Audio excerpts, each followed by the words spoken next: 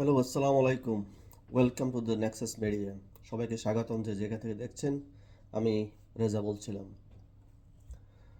আজকে বাংলাদেশের মানুষের মনে একটাই প্রশ্ন: আমরা কোথায় যাচ্ছি? রাজনীতির নামে চলছে ক্ষমতার খেলা, তরুণদের বিপ্লবের নামে চলছে দুর্নীতি। যেই তরুণ ক্যাম্পাসে আসতে পারতো না গাড়ি নিয়ে বা রিক্সা নিয়ে, টেম্পো নিয়ে, সেই তরুণ আজকে প্রাডো নিয়ে ঘুরে। এ হলো আজকের আমাদের নব্য লাল স্বাধীনতার বিপ্লবী ছাত্রদের চরিত্র।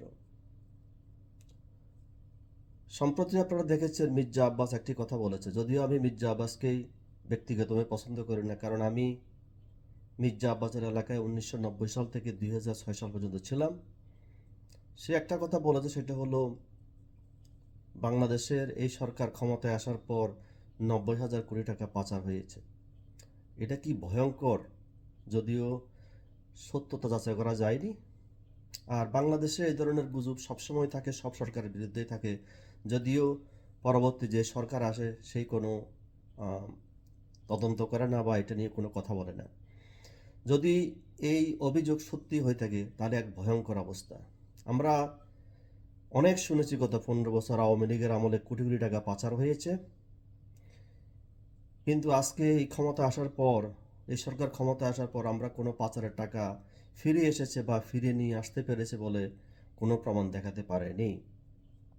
আওয়ামী লীগ সরকারের আমলে এত অভিযোগের পরেও বিলিয়ন বিলিয়ন ডলার বাংলাদেশ ব্যাংকের রিজার্ভে ছিল।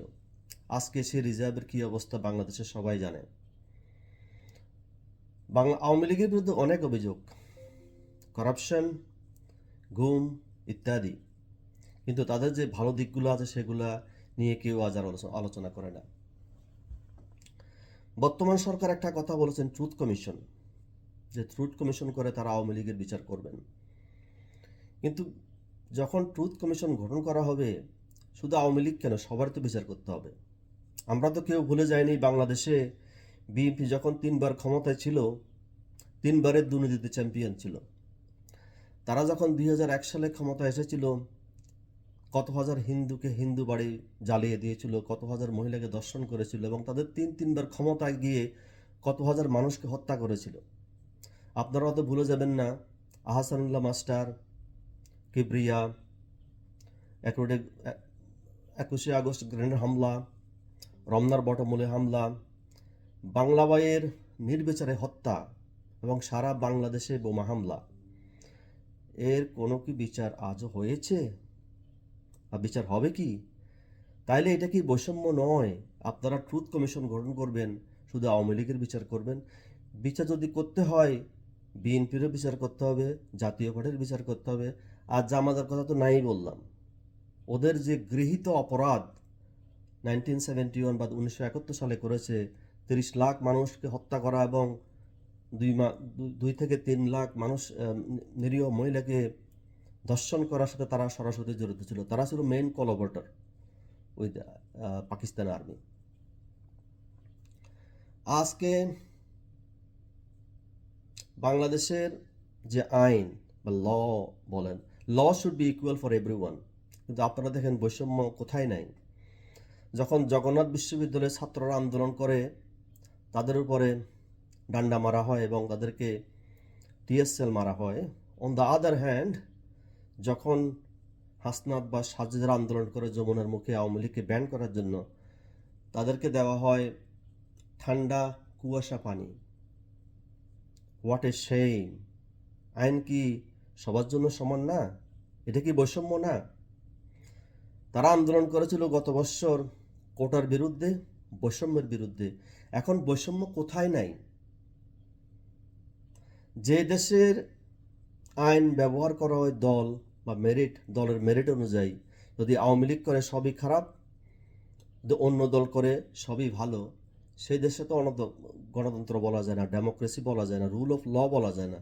এখানে এটাকে বলা হয় স্বৈরতন্ত্র এবং fascism to the highest level. Awami লীগের কার্যক্রম নিষিদ্ধ করা হয়েছে, কিন্তু কোনো দলকে নিষিদ্ধ করে পৃথিবীতে আজ পর্যন্ত কোথাও কোনো দেশ সফলতা অর্জন করতে পারেনি। আপনারা যদি দেখেন দ্বিতীয় বিশ্বযুদ্ধের পর নাৎসিদেরকে ব্যান করা হয়েছিল, কিন্তু আজকে দেখেন সারা ইউরোপে ডানপন্থীদের অগ্রযাত্রা। যদিও তারা নাৎসি নামে রাজনীতি করে না, কিন্তু তাদের মূল মন্ত্র বা তাদের মূল্যবোধ বা তাদের যে স্ট্র্যাটেজি বা পলিসি প্রসিজার ফলো করে। মিশরের ব্রাদারহুডের কথা বলেন, মিশরের ব্রাদারহুডকে নিষিদ্ধ করা হয়েছিল এবং সিসি ক্ষমতায় এসেছে, কিন্তু তাই বলে কি ব্রাদারহুডের রাজনৈতিক কর্মকাণ্ড নিষিদ্ধ হয়ে গেছে বা বন্ধ হয়ে গেছে? বন্ধ হয় নাই। তুরস্কের কথাই ধরেন, সেখানে তো রাজনৈতিক দল নিষিদ্ধ করা হয়েছিল, কিন্তু তাদেরকে নিষিদ্ধ করে রাখা যায়নি। এইরকম উদাহরণ আপনি সারা পৃথিবীতে হাজার হাজার উদাহরণ রয়েছে যেখানে দলকে নিষিদ্ধ করা হয়েছিল, কিন্তু তারা অনেক শক্তিশালী হয়ে বা বিভিন্ন নামে বেনামে তারা রাজনীতি করছে এবং তারা আবার ক্ষমতায় এসেছে। এটা দুর্ভাগ্যের বিষয়। আগে মানুষ বলতো যে আওয়ামী লীগের সময় ভোট হতো রাতে, কিন্তু এখন তো আর রাতের ভোট দরকার হয় না। আপনারা দেখেন চট্টগ্রাম সিটি কর্পোরেশনের সাদেক সাহেব সিটি কর্পোরেশনের মেয়র হয়ে গেলেন কোনো ভোট ছাড়াই।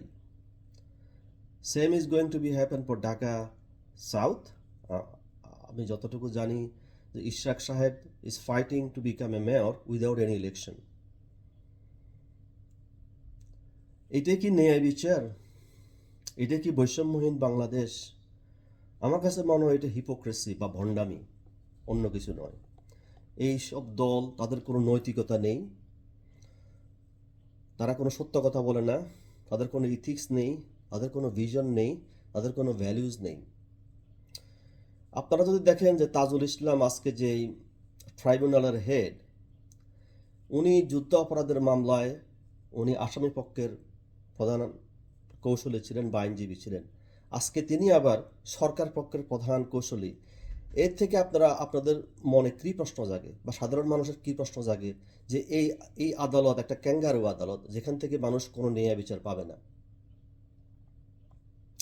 আপনারা হয়তো দেখবেন আগামী 2-3 মাস শেখ হাসিনা বা আওয়ামী লীগের টপ যে লিডার আছে তাদেরকে হয়তো ফাঁসি দেওয়া হবে,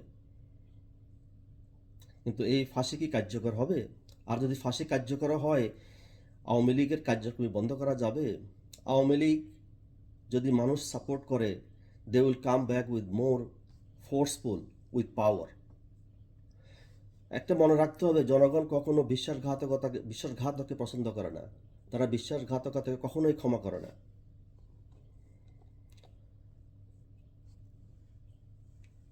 আজকে যে সমন্বয়কেরা দেশের প্রধান হত্যাকর্তা বনে গেছেন বা ছাত্র সমন্বয়ক যারা আছেন, তারা একদিন ইতিহাসের পাতা হারিয়ে যাবেন। তারা ইতিহাসের আস্ত করে নিক্ষিপ্ত হবেন। This is confirm, this is the history. History never forgive the people who never tell a truth.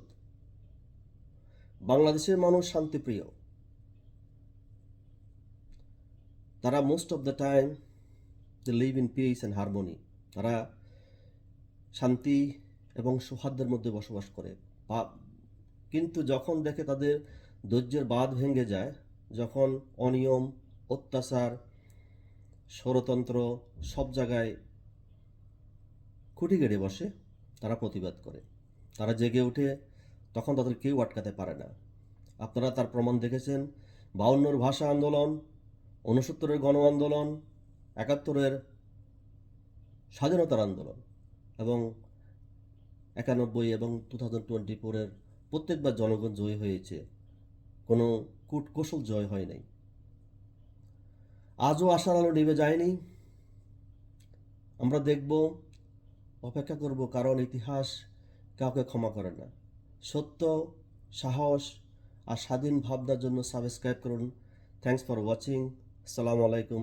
আবার দেখা হবে। Thank you.